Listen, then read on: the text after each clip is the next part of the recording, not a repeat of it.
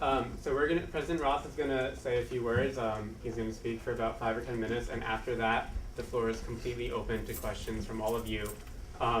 Additionally, we've been collecting questions over the past 5 days or so for people who can't be at this forum tonight. So Anwar and I are going to interject with questions that we've been collecting that have been sent to the Wesleying inbox.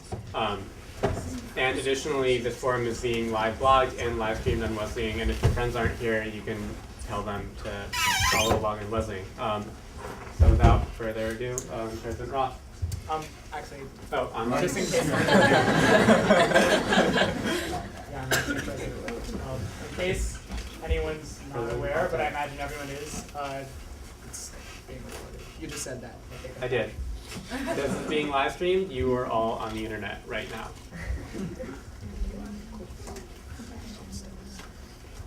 Okay, well, thanks. Thanks for organizing this. Your mic, please. Sorry? It's on. And it says it's on. Can I, is that? Okay, yeah, okay. good. All right. Thank you again for coming out this evening. I know it's beginning to be a busy time of the semester. I thought I'd just give some context. This stuff is all available online, so I don't need to go. I guess I don't need to go over it in great detail.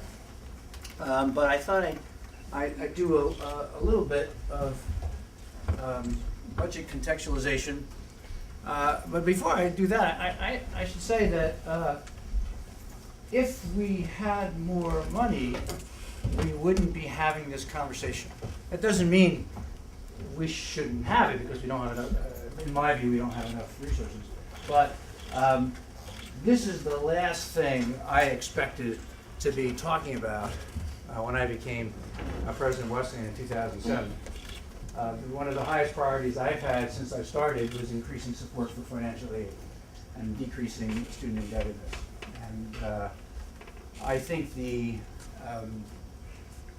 reason for the changes in policy have to do with the sustainability of the university. And reasonable people and unreasonable people can disagree what are the more important values in that sustainability. I disagree with myself half the time about it, as I'm trying to figure out how to ensure that the access to the diversity and the quality of education that we offer. You can come in. I don't mind if you come down. There's a couple of chairs and sit. There's places here. Those things were absolutely fundamental to my experience at Wesleyan, and I hope will be key to the experience of students long into the future. But when I started Wesleyan in 2007, there were some surprising budget tendencies that I thought we had to correct. And here's just a kind of snapshot of 2012 operating expenses, about $234 million. Shows you the biggest categories. This is all on the web if you want to see it in a more leisurely way.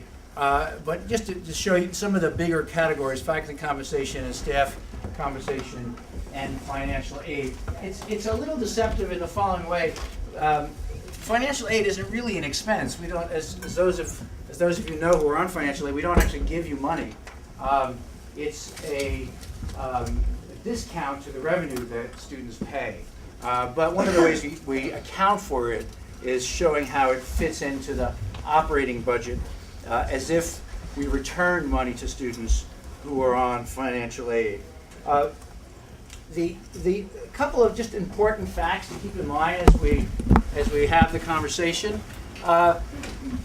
Of the overall budget, student tuition accounts now for about 73% of the budget, the core budget of the university, about 73%.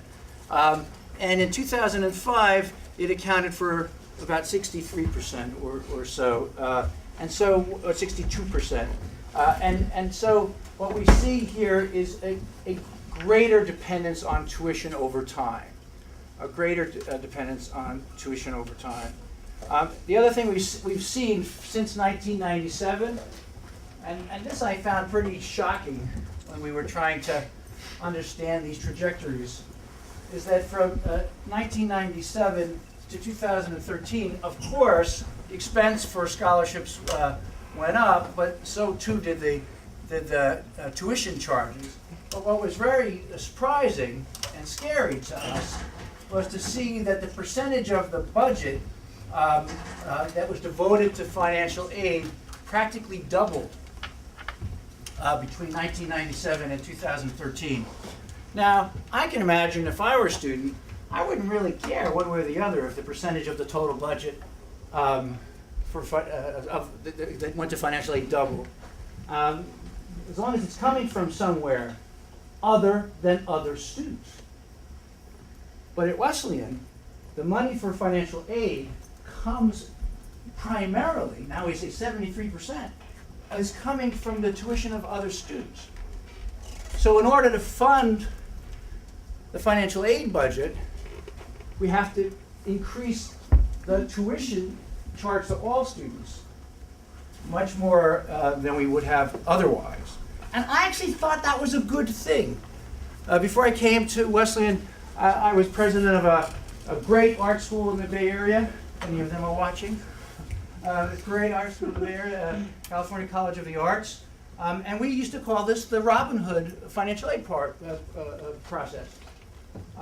We charged what we could to people who could afford to pay, and we gave the money back to the students who needed it. That worked pretty well, but at the art school, 80% of our students were on financial aid, as opposed to 40-some-odd% at Wesleyan. 80% were on financial aid, but almost no one had their full need met. And that created a very different dynamic on campus with graduation rates very different from the ones we see here. But so this trajectory of the percentage of revenue coming mostly from tuition going to scholarships doubling, just about doubling, right, between 1997 and 2013. The other way we express that is to look at what's called the institutional discount rate. That is the percentage of the tuition that is never collected. The percentage of the tuition that's never collected. And you see here, it's gone from 22% to 37% over this period.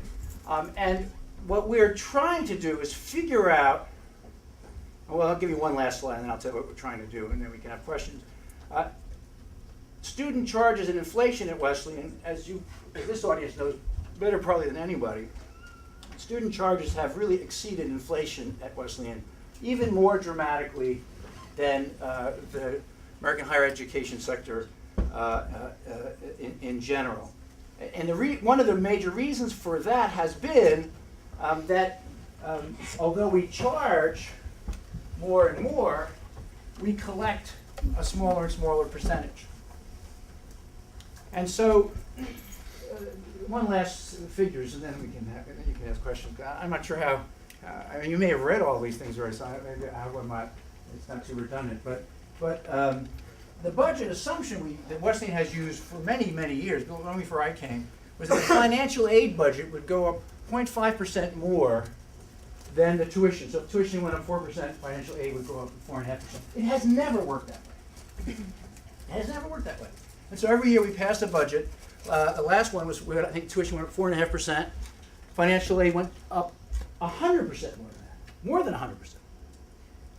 And so we could continue to do that while you were students. Would not affect your your experiences as students. Maybe even as long as I would be president. But the gap between what we say we need to run the university and the reality of what it takes to run the university would widen and widen and widen. And there would be no prospect of maintaining the university at all 10 years from now, 12 years from now. And so what I tried to do was to come up with an affordability plan that would have three different options. The most controversial, the reason you're here, the reason we're having this conversation, is to say, okay, how generous can we afford to be? A horrible question. We should be as generous. We should be as generous as we need to be, right? I think you all feel that. That would be better. It would be better if the whole place was free. and we let people in by a lottery. Well, maybe you don't think that's better. So that it would really be fair, that people wouldn't get in just because they had tutors and good high schools and people who rewrote their essays for them. Maybe. But we would all agree that it would be better if everyone could just pay what they could afford to pay. And that would be the end of story. But I don't see from the numbers that Wesleyan can afford to do that. I think we can afford to be about as generous as we had been around here between 2007 and 2008. And so that's step one. Step two is we make a commitment to not raise tuition in excess of inflation. In other words, we do that, but at the same time we don't charge as much as we possibly can. We charge only what the real inflation for the university forces us to do, forces us to charge. And the third one, which I think is probably, well, none of these are really popular because they're all trying to deal with the fact that we are trying to make the most out of the resources we have, which are considerable, more than 94 or 95% of all American universities. The third one is that for students who want to finish in 6 semesters, well, it's a couple of summers, we would make that more readily available. So for those people who want to do it, for those families that want to do it, they could save 20% off their total tuition. Because if you are have no resources and you come to Wesleyan, if you have a full scholarship and no debt because you qualify for the no loan section, I think there's be no reason, well, there may not be a reason to leave more quickly, but if your parents are school teachers and they make, I don't know, household income of $120,000, $130,000, you may not be getting that much financial aid. It may be an enormous stretch. And so for some people, trying to graduate early to save significant amounts of money might be a good option. I don't know for how many. I mean, it's really, for me, that's just a choice that we can make available to students, and if they want to do that, there it is. And so we've, believe me, well, I don't know if you believe me, but I can tell you is that we have tried very hard in the last 5 years to find ways to cut the budget so as to not affect the experience of Wesleyan students, but to get rid of the inefficiencies that abound here. I know we're not done. I know you can find inefficiencies, and I'm glad you will, and we can cut those more and more. But we reduced the size of the staff, the non-instructional staff, by 11%. Very few layoffs, but with some. We canceled a few $100 million in capital projects. I can now find occasionally savings of $10,000, $25,000, which is not, it's not peanuts. But if we don't change the trajectory of this growth, it's a $5 million more or less annual problem. And so here is where I think we could be sustainable, moderate our tuition increases, and maintain our social / political / ethical commitments to continue to recruit first-generation students, to continue to recruit students of color, to continue to recruit students of great ability and great need who might not have found us on their own. We will continue to emphasize diversity and access. But we will do so while we can also pay the staff and the faculty in ways that allows us to offer all the students the very best educational experience they can have while they're here in Middletown. So that's, I don't know if it's as brief as I said I would be, but almost. So I'm happy to take questions. Yes? So having looked over this, I saw that one of the points was reducing the draw from the endowment from 5.5% to 5%. I was just curious, it's somewhat esoteric, but what has the return been on the endowment over the past couple of years? I guess ignoring the big financial crisis.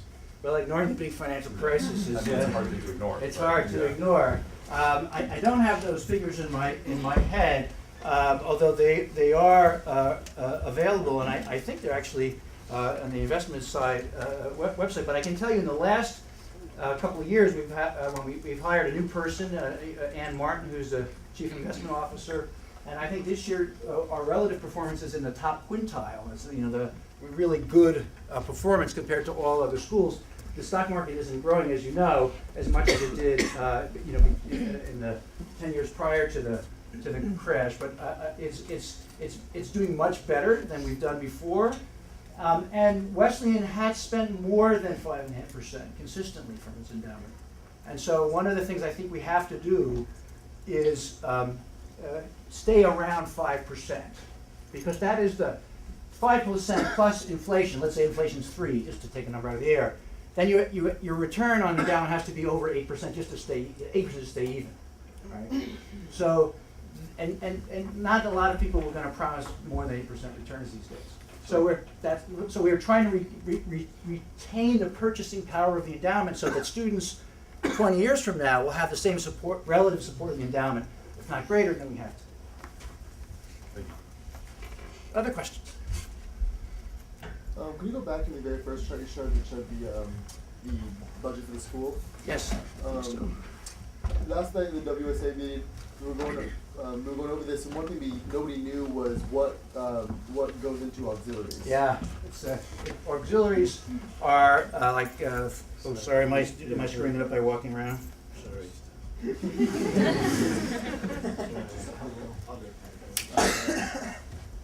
Oh, no battery or something? Is that what auxiliaries are? What's that? Auxiliaries, we really need to use more money, thank you. Do you have a symbol you can hit with? So auxiliaries like bon appetit, things that come in and out of the budget. Am I getting that right? Is that right? Bookstore, transportation. How about others? I think it's similarly ins and outs, like summer camps, things over which we have some revenue and close to the same amount of expenses. So we don't think, I mean, of course, if I could get rid of other, I'd save a lot of money. And I'm sure you at W say, gosh, why don't we just tell them to get rid of other? Because nobody likes other. Well, actually, I was saying everybody likes other. But there's no there. It's really it's a wash. So, but we of course would take away expenses if we thought they weren't having some function for just like students. clarification. I don't believe me. You had your hand up before. Oh, I'm sorry. Yes. Yeah, just in terms of looking at solutions to this problem, I know Wesleyan's alumni getting is about 20% lower than Amherst and Williams, and I think that's one of the reasons, that's what I've heard at least. And I think that's one of the reasons why. It's not true. So I guess I should correct it. I'm sorry, but it Do you know? is a little lower. But Okay. so we're around 50%, and they're in the 50s, 60s, sometimes. Low 60s. So it Well, varies. 10%, whatever it is. I think that's at least part of the reason why tuition is so much of our revenue, whereas for Amherst and Williams, one of the top liberal arts schools, tuition is about 50% of their revenue. At least that's what I've heard. That's true. Right. So I guess my question is, instead of hiring a consulting group to look at how to cut financially, why not hire a consulting group to look at how to improve alumni relations, or I guess just what's being done about alumni giving to improve that? It's a great question. It's a great question. We actually don't need to hire a consulting group because we have scores of people in alumni relations who have last year raised more than $60 million in gifts and pledges, and we have a campaign that's getting underway that will raise over $150 million for scholarship endowment. But you're absolutely right that some of our peer institutions, and you've chosen two of the two wealthiest, really, but why not shoot high? We try to understand what did they do in the past that we didn't do, because in 1997, it's gone on that chart. In 1997, our endowment was not that different from Amherst's. And now the Amherst endowment is 3 times Wesleyan's, and they have many fewer students than we have. So what happened? It's pretty simple. We spent too much and we didn't save enough. The performance makes a difference, but what made we isolated the 3 variables and tried to study them, and did study them. And what really made the biggest difference is we spent too much from the endowment, and when we started raising them money, and Wesleyan started raising money somewhat later than the other schools, when we started raising the money, we spent it when we raised it. And part of the reason was that, well, we don't have enough money, so we're going to spend it. But then the hole got deeper and deeper. So when I began here, the projection for the Wesleyan Annual Fund, which is what we raise every year and we spend in the year we raise it, when I began here, the projection for this year's Wesleyan Annual Fund was over $20 million. And in fact, it's about $10 million, because we want to put that difference in the endowment so that it will support financial aid over time. The temptation is, why not spend it now? Because we need it now. The answer is, every time we do that, we erode our position for the long term. So I've decided it'd be more fun to spend it now, but I've decided that we're raising it now. We're going to raise, I hope, more than $400 million in this campaign, which will be at least as good as some of the schools to the north. But instead of spending most of it, we will invest it in the endowment for financial aid and the core academic areas, not for new fancy buildings. Most of it will go to endowment for financial aid, current use scholarships, and core academic endowment. I was wondering, is this going to be like a forever policy at the university, or are there any hopes that later on, if the financial system improves, that we can return to being a need line? I think so. I mean, for me, the question, I was told to repeat the question, sorry, for the audience at home. Is this a forever policy, or is this something we hope we're going to return to need blind? My goal is to add scholarships. I think need blind, it seems to me, it's a label it's convenient, but it can hide a lot of hypocrisy. I mean, Wesley could be need blind now with this amount of money. We just would give people higher loans, let's say use SATs more, which correlate with wealth. And so the people who got in, oh wow, it's just a surprise, they're wealthier. And then we would say we need blind, and we could have our need blind badge. And I think the real thing you should hold my feet to the fire on, or my successor, or the rest of the administration, how much are you spending on scholarships? We need more scholarships for more students. That, I think, is the goal.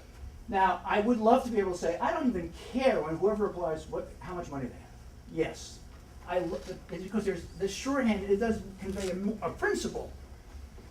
But what I really want us to do is to make sure that we keep recruiting students of color, keep recruiting first-generation students, keep recruiting students from different parts of the world who may not have the capacity to pay.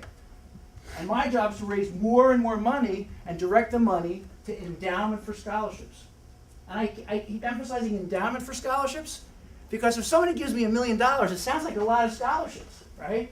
But it's $50,000 a year, that million.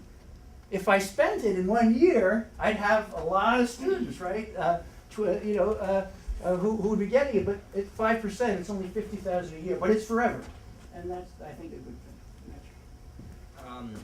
So when they say that, or when you say that this new policy will incorporate financial need as a factor into admissions for 10% of the students, what exactly does that mean? Like, what is a fact?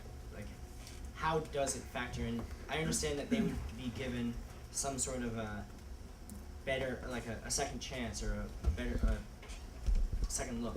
Let me tell you what we're working on now. In terms of, we haven't done this yet, so we're trying to develop a policy that would be that would predict accurately who's coming and how much we're spending. So what we intend to do now is read all the applications without regard to financial capacity. And I could, it's possible that we say, okay, we're admitting all these students. Let's see how much. Let's say we've admitted 3/4 of them. Let's see how much money we spend on financial aid. And if we've only spent half our money, then we will be blind because we haven't spent the money. I think honestly that would be if I tell you next year that happened, you should be very suspicious because the models we have, that shouldn't really happen if we're still recruiting people from underrepresented populations who have great talent and not economic resources much of the time. So what will happen is when we get to the last certain number of percent, let's say 20%, we don't know yet, we're working on these models now, of the pool, at that point we will pay attention to how much money we have left to spend on scholarships. Now, that's the bad news, I think, because we don't want to, it would be nice not to pay any attention to money. It would be nice. I mean, I completely share that sentiment. But I think we're in this fortunate position because in the following way. we reject 80% of the people who apply here. 80% of the people who apply are rejected. 75% of the people who reject are qualified to get the same grades that we all get at West. And so there are lots of people who we reject every year who think they deserve a place. And we will have to pay attention to the mix of economic factors. We think for the last 10% of the class, which about maybe 20 students were actually here. And while at the same time maintaining our commitment to recruit low-income students in the earliest parts of the process. Yes. Do you have any sense how have the models run through to projecting what might happen with people on the wait list? And that. Well, I think we'll know more. We will know more. We will know more only when we run through it one time, and probably more than one time. And again, if we have more money, somebody said to me last week, an alumnus, who's a very optimistic person, said, "But maybe someone will give us $100 million." And I said, "Yes, that would be." And of course, I would work on it. You know, if any of you know of someone who's on that cusp of fortune. Then we would add to the endowment for financial aid, and then we'd be need blind. But for me, we're not need blind. We actually look for students with need because America's educational reality is unjust. People who look like they're the most talented are often the people who've gotten the most advantages. So we don't want to be deceived by that. We are actually looking for people who will do great at Wesleyan, but who don't have the credentials necessarily of someone who we're going to reject. And we're going to continue to do that. And as we add to the endowment, we will pay less and less attention to the money that tuition brings. Yes, a question from afar. This question was submitted to us. In a comment on Wesleying, Professor Claire Potter stated that while need blind does not make much of a difference in who is admitted, it does make a big difference in who applies within the United States. Thus, my question is as follows. In an environment where the institutions with which we try to compete are either continuing a tradition of need blind or extending their policies to international students, how do you and the Board of Trustees expect to compete for applications from middle class and low income families when, as Professor Potter stated, they believe they will not be discriminated against under a need blind system? Well, with all due respect to Professor Potter, we actually have done some research on the meaningfulness of the words need blind in our applicant pool, and we found great confusion about it. And many of the schools that talk about being need blind have much less diversity than Wesleyan does. So somehow they manage to say they're need blind and to have results that we would be ashamed of. And so I think the proof will be in the community. The proof will be in the people who are here. We have seen a dramatic increase, as you probably know, in the number of applications from outside the U.S., where we've never been need blind. And I think it is the case that schools with more money, not the school where Professor Potter teaches, by the way, they're not need blind, but schools with lots of money are able to be need blind because they are so rich. But somehow even their wealth does not result often in greater diversity. Yes? Can you just say a little bit more about that? You said that you conducted like some research on how meaningful need blind is to a potential applicant, and you also mentioned that like certain schools who advertise need blind are less diverse. Can you like give more concrete examples of like what both of those look like?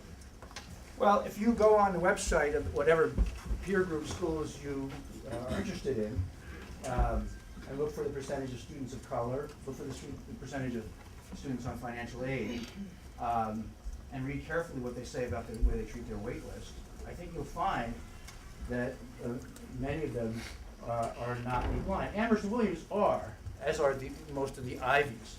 And some schools, like Pomona, for example, because it has such a large endowment, is able to say, they want to make sure that the percentage of international students on aid is not any greater than the percentage of American students on aid. That's a wonderful thing to be able to do. I don't deny that if we had more money, we would spend more money on these programs. But I think, what we did were focus groups with our applicant pool, Mark Newstat, helped us do this, he's worked with us in a variety of contexts. And the words need blind didn't resonate particularly with the groups that he was talking with. I do think if people feel that they were going to be discriminated against in advance, they are less likely to apply. On the other hand, it is true that applications continue to grow at schools that accept fewer and fewer of those students. I mean, that's really the issue, is it not? That is, if your chances of getting into Wesleyan today are much less than they were when you applied, or when I was a student. Gosh, you could just walk in and. But more and more people apply anyway. So what I'm hoping we can show is that although we have to be prudent with our finances, we are going to be fair in our admissions policies and eager to recruit from underrepresented groups. I mean, I think that's really key. Middle class people have become fewer and further between at Wesleyan. If you take middle class, like statistically the middle of the American income bracket, not what Professor Skillman says as the broad middle class, by which he means the top 10% of the income brackets, which is reasonable. I mean, but people who make more than $100,000, let's say. But Wesleyan has gotten so much more expensive than other schools in our peer group that I feared that if we didn't curtail our tuition increases, we would also scare away people for other reasons. So I do think it is important that people feel they've been given a fair shake by the admissions office, and I think it's hard, because lots of people get rejected because although they have great SATs and great grades, but they come from a town where other people have been accepted, and so we can't take too many from one town. That doesn't always feel fair, but that's not a Wesleyan alone policy. That's the way many sort of schools have to work, because we want to create a class that you will find interesting, and not just say, this is the best person, this is the best person. Yes? So another question from the internet, and then back to people in general. Okay. You have repeatedly said that this was the best option, that everything else that could be cut would damage the Wesleyan experience. What specifically were the other options that were proposed as alternatives to eliminating need-blind admissions? Which things would have been cut, which policies would have been changed? Great question. So you could stop acquiring books for several years, which would save millions of dollars every year. The acquisition budget of the libraries is in the millions. And so you can just say, well, libraries are really old-fashioned. Let's just not acquire anything. That's millions of dollars a year. But that seemed to lots of people, for good reason, to hurt everyone's experience. We could have a salary freeze for everyone who works here. We did that already. We could do it again for an extended period of time. But then anybody who could get another job where you think would leave, and those who would stay would feel pretty embittered. Not the best teaching environment. Another thing that we did to actually avoid this, in 2008, people said, why don't you get rid of need blind? And I said, no, I can't. I'm not going to be the president who does that. So we increased the size of the student body by 30 students a year. Why? Because I thought, in my first year here in 2007, 2008, there were 30 extra students. Now, in my previous job, at this wonderful art school out there in San Francisco, if we had 30 extra students, we would have celebrated. We would have been popping in Miller Lite or something, or Sody Pop. And here, 30 students was just a little bit of a mistake. So I said, well, let's add 30 students a year, and that was a couple $1 million, avoiding layoffs and keeping scholarships.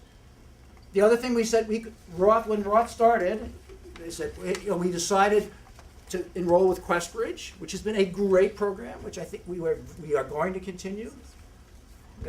Many students, perhaps some in this room, who are on full scholarships or substantial financial aid, and who we get to find through this great organization that I just heard about when I first started here. We could increase the size of the student body by 100 students every year for 4 years. Triples for everybody. No wood frame houses. I mean, that's kind of, even to say it, it sounds like I'm making it up and just scary, but we actually looked at these things because they would save a lot of money. Increase double the class size. Don't hire faculty. These are the things, but it seemed to me that then we'd be protecting access to something that we degraded. So I'm trying to protect as much access as possible. We say 90%. I wish it were 93%. Maybe it'll be 100% sometimes. But I don't want to degrade the thing people want access to, because I promised I wouldn't do that. Yes, in the back. 2 questions. One, you said that it will affect the last 10% of students. Is that literally the last 10% of students whose applications are considered? No. Okay. The What last, do you mean? the last 10% of people who are admitted. And your second question. The second question is, you talked about how this would be a very beneficial policy for those underrepresented groups, but at Wesley, it seems to me so far that the middle class actually tends to be, or is becoming an underrepresented group. How will this new policy affect? It's a great question. And if I did say that this is a policy that's good for underrepresented groups, or good, it's not. That's overselling. I hope I didn't say that. It's not a policy that I like. I think it's the least bad policy. But, so it's just to add that nuance. What I hope is will help students from that broad middle range are 2 things. And the first one will take time. That is, we're not going to raise tuition as much. But that's going to make, within 2 or 3 years, that makes a big difference. And the second thing is, for students who want the 6-semester option, 6 semester, that's, I realize that, a lot of people want to be here 8 semesters at least. But, if somebody says, well, I want to be there, but I can't afford $60,000, my family can't afford it, 6 semesters, plus 2 summers for 20% less, it might be helpful to some people. Again, I don't want to force it on anybody, but I know for myself it was a real option, and it really saved my family money. And for others, it might be an interesting option. It's the only thing I found that would cut the cost without just changing the classroom experience or changing the on-campus experience. Of course, it does change the duration of it and changes the number of vacations people have.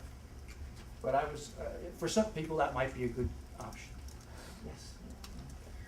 Would you consider hearing student opinions about what we think could be cut and what we think are inefficiencies and strategies? Sure. I think there's a sustainability task force. Is that the right name?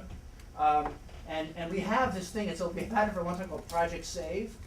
It's in French. You said the boîte de dénonciation. It's like you can actually put a suggestion in, like, Roth shouldn't be paid. You can put that in the box. Right now, that goes right to the garbage. But no, seriously, this Project Save was this program we did. We asked everybody what looks like a waste of money, and a lot of people will say, cutting the grass, or certain things on the campus, and other people will disagree. But sometimes we get suggestions that nobody thought of, and it does save usually on the order of tens of thousands of dollars, which is still, it's a half a scholarship. It's a big deal. We're talking about 20 years. So every little bit helps. And the only caution is that almost all savings means there's a job that won't be there tomorrow. Almost all. Not all, but almost all. Because the facility savings, they're one time, but the budget savings, it's a year to year. And that's why we had this retirement plan where 60 positions are now gone. But that's, a lot of us feel very ambivalent about suggesting that we fire someone to save money, for obvious reasons.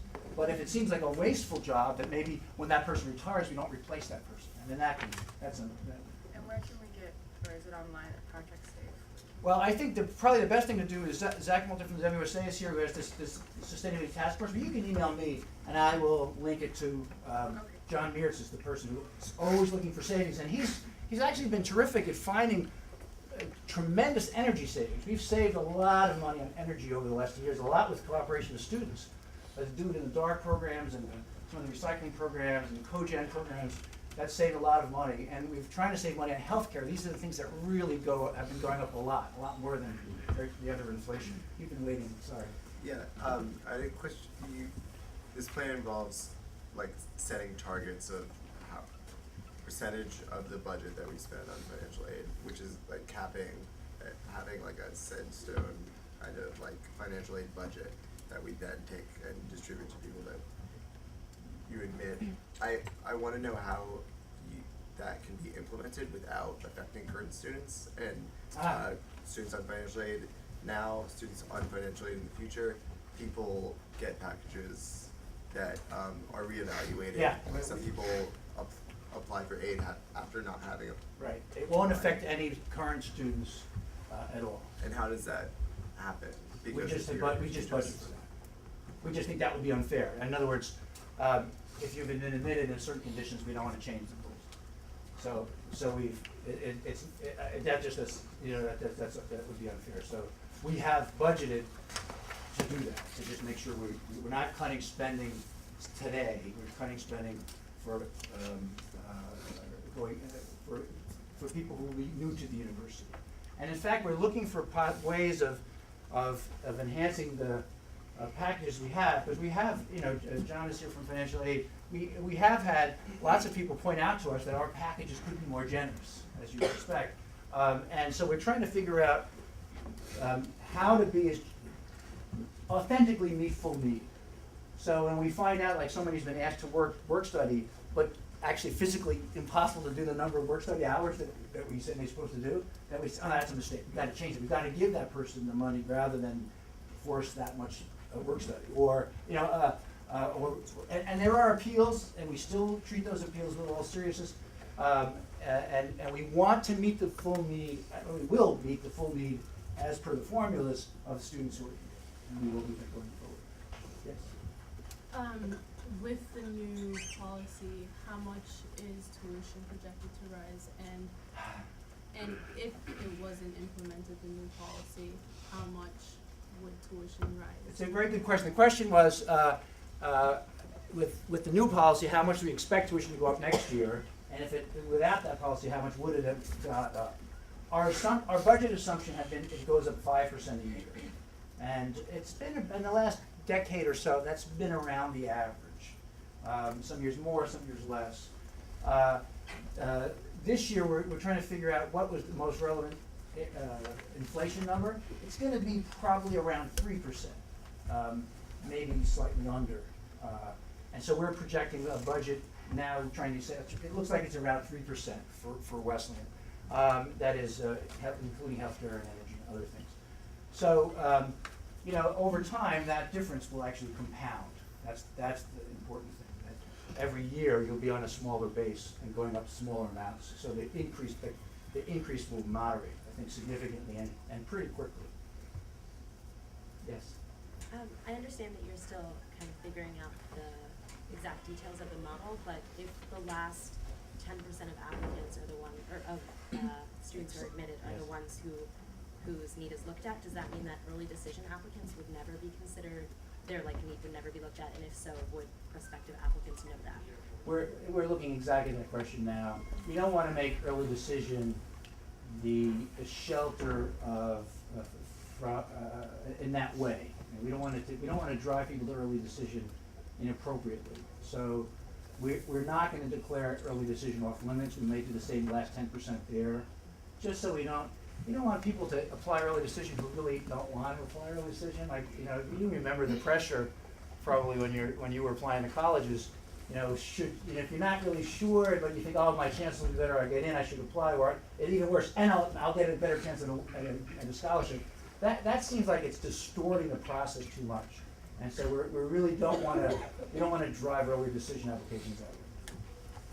Yes, no, one and then next, right? So if I were a high school senior in, say, 2015 and I were applying to Wesleyan, I would want the option on my application to be able to check a box and say, I'm applying for financial aid, but if it means my getting in versus not getting in, I'll gladly take on more debt. Like, I'm a senior now, and I would have felt comfortable taking on a lot more debt than I had to at Wesleyan if it meant being admitted versus not. It's a great observation, and there are lots of people, not lots, but some people have said, why don't you just raise the debt ceiling and let people make up their own mind? And I think the reason is that when people, my reason is, I don't have a knockout, I don't think I have a knockout argument, but this is what the reason is, that we think it would really change the way people studied on campus and the way they looked at their careers if debt levels, which were already higher at Wesleyan than in our peer institutions, if debt levels increase significantly. And that's why I reduced the debt levels immediately, and I did find a lot of waste. We cut the debt levels by 35% in 2007, 2008, and I didn't have to cut anything to do it. I just cut stuff that I thought was wasteful, and it was done, and then we were able to do it. Nobody was laid off. Well, I mean, there were jobs that were, they didn't really happen.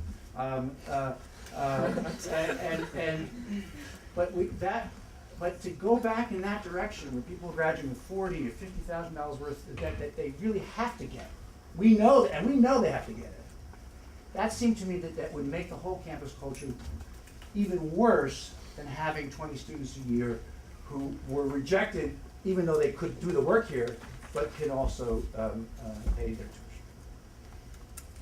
tuition. So you keep saying that the last 10% people being considered, you'll look at their finances. I guess I'm wondering how the order is determined. I mean, if you get 100 applications, are you just going to pull 90 out of a hat, and then the last 10 is just so, like how do you pick which 10% you look at? After you've admitted 3/4 of the class, or imagine we're running these models using last year's class as a kind of control, as a control group, if you will, to say what would have happened if we stopped here. Would we have been able to predict? Because you admit a lot more people than who come here, right? Amazing that they sometimes choose to go elsewhere. And so to figure out what have we spent of our budget, and then the people, and then you have a group of thousands of people, all of whom we'd like to admit actually. I mean, they're all really interesting. They could do the work. They got a lot of great qualities, and we have to reject 80% of it. And so we're going to say, well, we'll reject 70%. And so that's the way we're you were waiting, then I'll go to you guys because. So you started this talk by saying if we had enough money, we wouldn't be making this decision because these are values that you prize as a president. And that you then went on to say that you've already made the cuts that don't degrade the Wesleyan experience.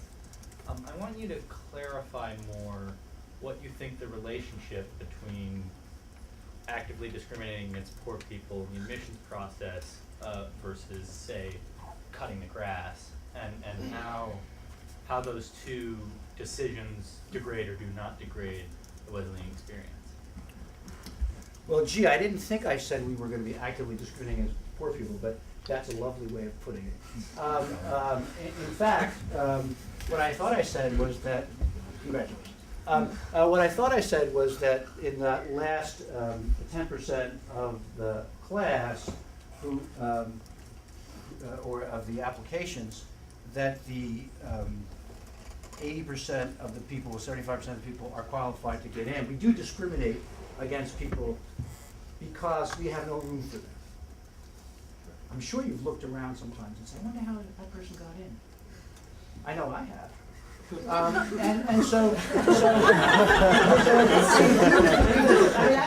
very subjective process. I mean, you probably know people who got rejected here and got into Brown. That's not difficult to understand. But you know what I mean. So, but the issue is a real one. Is the affront to our value system of not thinking about money at all in the admissions process more damaging than cutting grass doesn't cost $5 million a year, but all the things, is it more damaging? And I guess I can't find cuts to the Wesleyan education that would allow us to keep our ethics as pure as you would like them to be. Okay, a little bit lengthy. In a comment on your blog from last June, a member of the class of 2007 wrote, "It is extremely disappointing that I had to find out that this was happening from a third party. Other than a quick line in an email about Wesleyan's reaccreditation self-study, there was no hint that this was happening until last month, at which point, presumably, this was already a done deal. Where was the communication on this vitally important matter when there was still a chance to do something about it? Where were the calls to fundraise letting people know that if X dollars weren't raised, then need-blind admissions might have to be sacrificed? We are constantly hit with artificial cries for urgency that we have to give by the end of this challenge or during Gold Giving Month.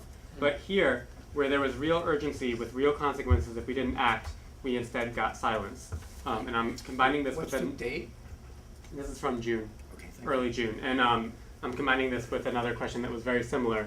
Why has there not been a serious, highly publicized capital campaign targeting alumni, parents, and other members of the Wesleyan community with the explicit goal of producing enough revenue so that administrators no longer see this move as necessary, whether yearly or long-term? Well, this is exactly what we're doing. That's why I said that we were trying to raise $150 million of endowment for financial aid, so as to put the economic foundation underneath the policies that we want.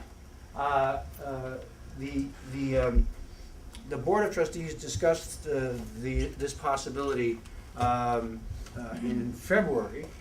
I discussed it with an open meeting at the WSA immediately after that, and then an open forum meeting in March, and I think Gil Skillman and John Meertz similarly on campus. We do ask for money, as you will find out, right after you graduate, if you haven't heard already. We do ask for money all the time, and as I said, we raised $60 million last year. Now, it is true that not everybody heard about it, but we did, I think there was an article even in the Argus going over exactly these figures in April. So I know that people knew we were talking about it, but and in fact, as I guess it was an early question from Ari or someone else, if we raised the money, we will have more scholarships. This is not like losing your innocence. In other words, this is a policy to try to have as many scholarships as possible. Our innocence was lost a long time ago. We have more than half of the students pay the full tuition. That's not a representative group in the United States, obviously.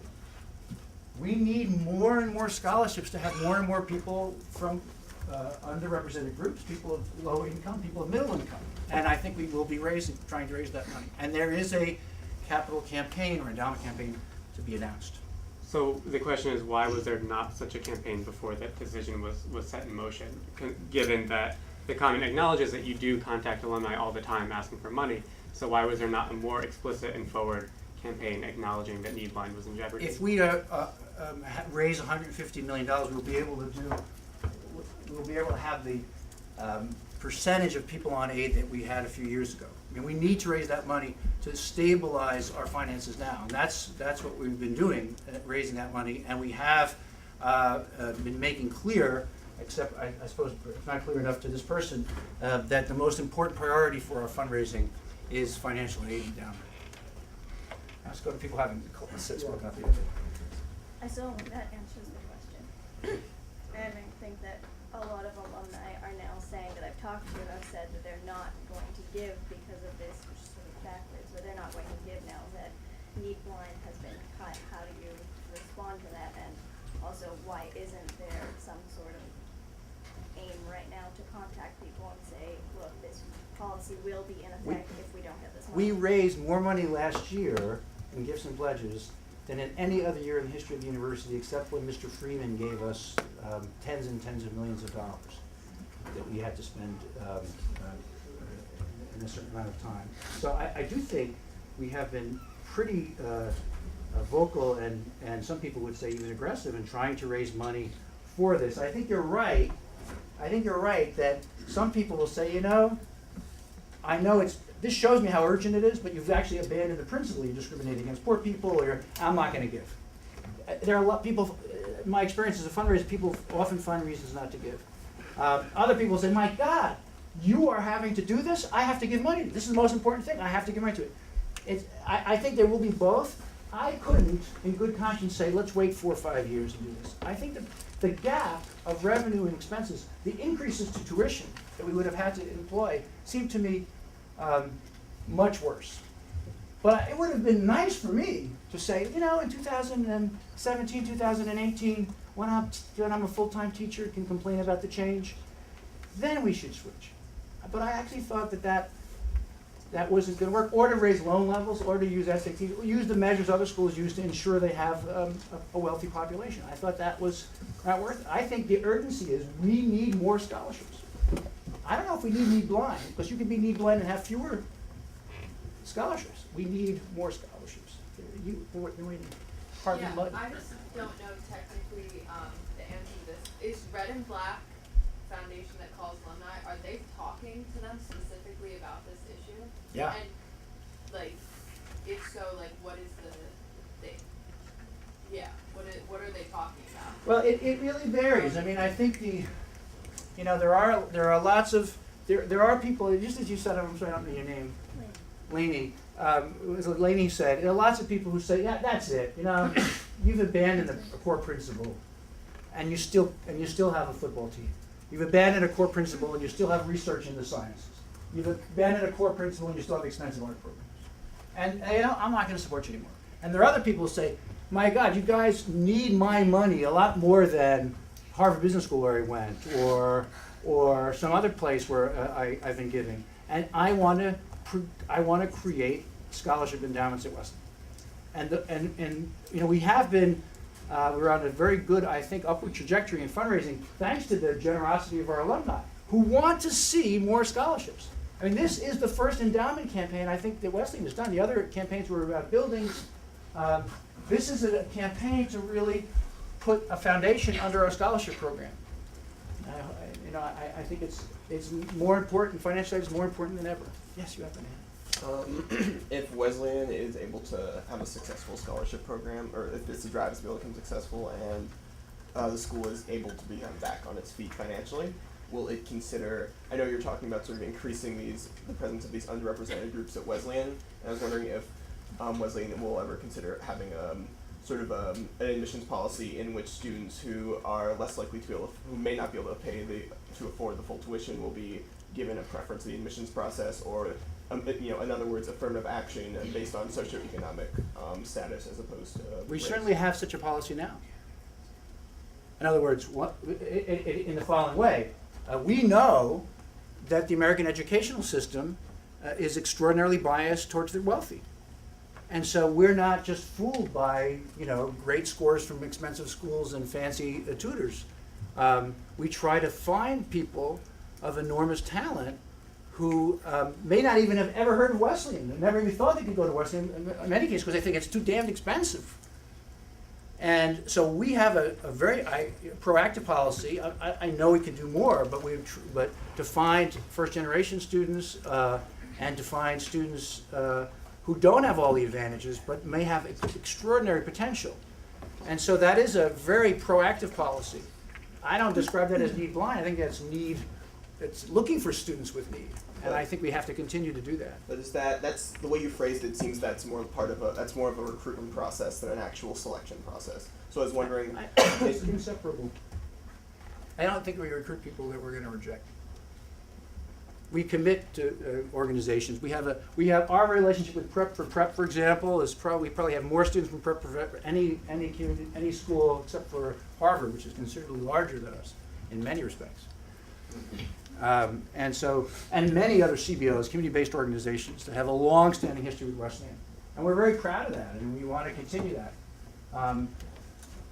Because that's one of the things that makes the experience here for everybody so great, not just, of course, for those people, but for all of us who get to be in a campus of that kind of diversity. So just to do a time check for you and to know how much more time you're going to answer questions, because we want to know when we're going to put in our last question that people have submitted. You want to put in your, go ahead. I think it's about, I think we said an hour.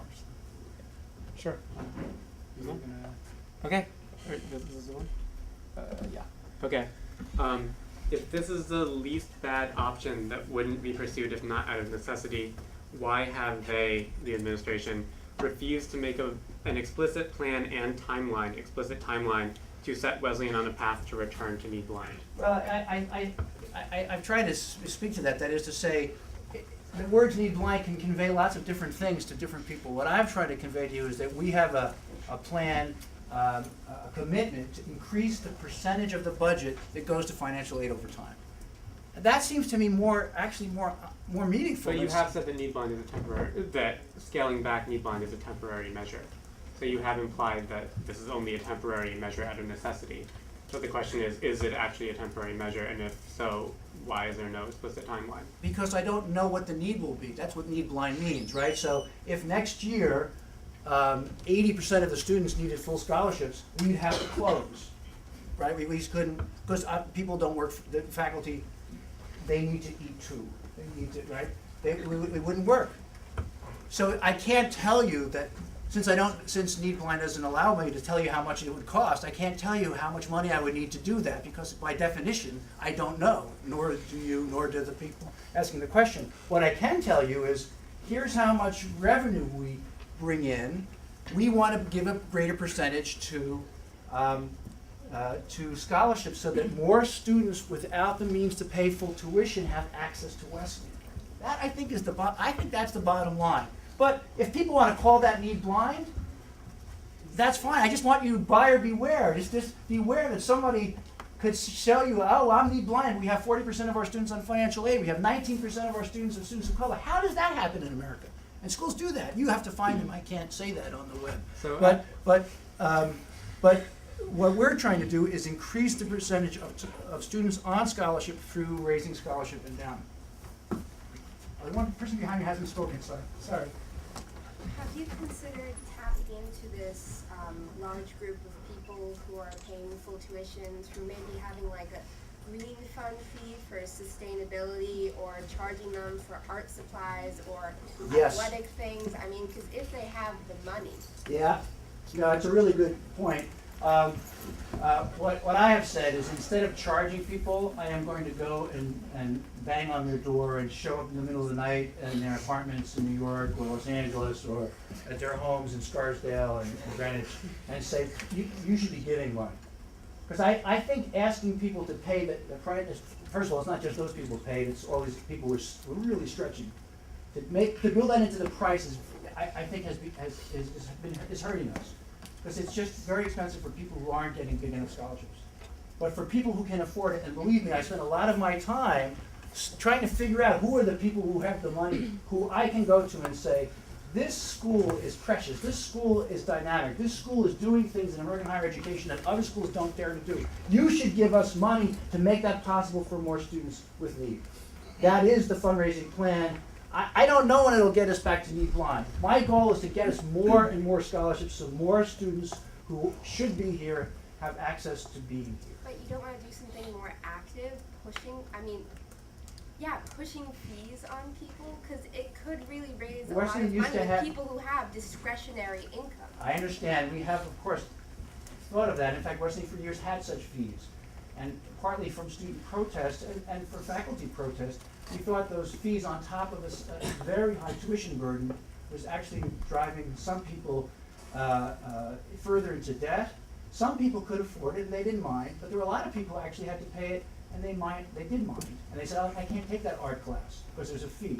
I can't take this chemistry lab because there's a fee. And so you charge Michael Roth because he has a nice little salary, but all these other people have to pay it too. So what I've said, and maybe you're right, maybe we'd better to charge all these people, I've said I'm going to go to Roth and say, give us money. Now I can't force it, as you can with a fee, but I don't want people not to take an art class or science class or whatever it is because they say, I don't want to pay a fee. And I can't go back to my parents, they're paying so much already, I can't ask them for another $100. The last question. I guess a lot of what we're doing right now is guessing about what could happen with the demographic, like with the middle class, if it will increase or decrease in the amount of students that will be here and how it will change the demographic and the culture. And I understand that overall we're trying to move back towards need blind, but is there going to be some sort of force or policing that will occur to ensure that the culture actually continues on? Because I feel like absolutely, that is key. That is key, and I think that's something I would imagine that the vigilance of the students, which is something Wesleying has been famous for a long time, will be really key here. To say, okay, Roth, you said it wasn't good to discriminate. Look at these numbers. Or, oh, well, I guess the numbers aren't so bad. I mean, I think you should say, okay, show up every year and tell us what was the impact of this. Show us show us how it happened. You said this is what you thought was going to happen, but look at the numbers. We will publish the numbers every year. And I think you should, whether I'm the president or it's the next person, you should say, we have a commitment to diversity. We want to see that in the demographics, not just the rhetoric.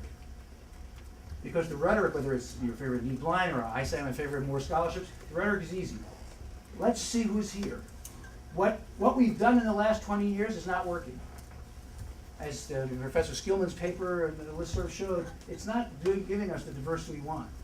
I'm hoping that these options will move us in that direction, while at the same time as ensuring that we can have the quality education that requires us to pay the faculty and staff what they deserve.